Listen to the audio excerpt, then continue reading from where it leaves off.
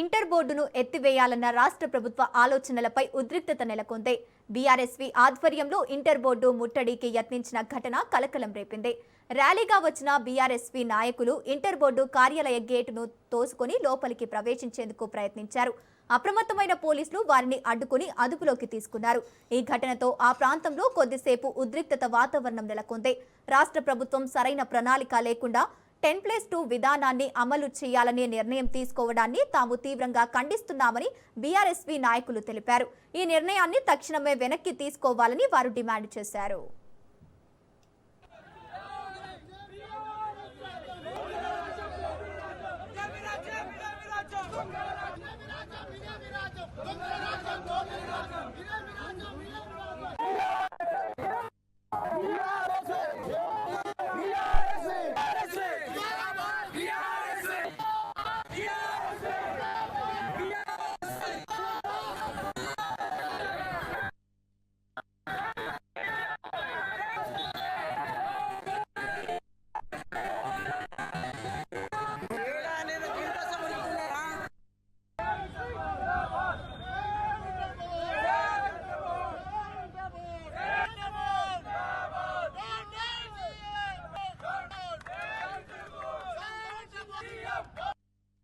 మా బీఆర్ఎస్వి విద్యార్థి విభాగం ఆధ్వర్యంలో ఇవాళ ఇంటర్మీడియట్ బోర్డు ముట్టడికి మేమందరం సిద్ధపడ్డాము.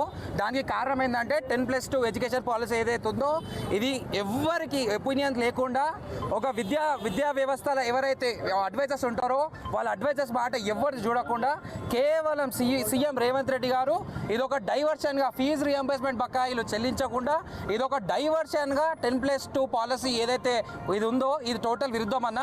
దీనివల్ల చాలామంది పిల్లలు చాలామంది విద్యార్థులు నష్టపోతారు. 10+2 విద్య ఏదైతే ఉందో అది ఒక స్కూల్లో ఇంప్లిమెంట్ చేస్తే నీట్ లాంటి ఎన్నో నీట్ ఎంసెట్ ఇలాంటి పరీక్షలకు ఏదైతే ఉందో దానికి కీలకమైన ఇంపార్టెన్స్ ఉంటుంది. ఆ ఇంపార్టెన్స్ కోల్పోతారు స్టూడెంట్స్.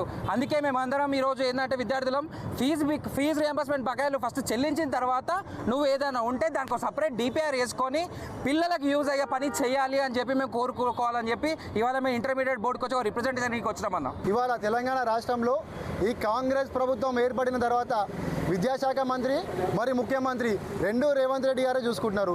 కనీస ఎలాంటి చర్యలు లేకుండా ఎలాంటి చర్చలు జరపకుండా ఇవాళ 10+2 విద్యా విధానాన్ని తీసుకురావడం అంటే డెఫినెట్గా ఇది విద్యార్థి జీవితంతో చెలగాటం ఆడడమే.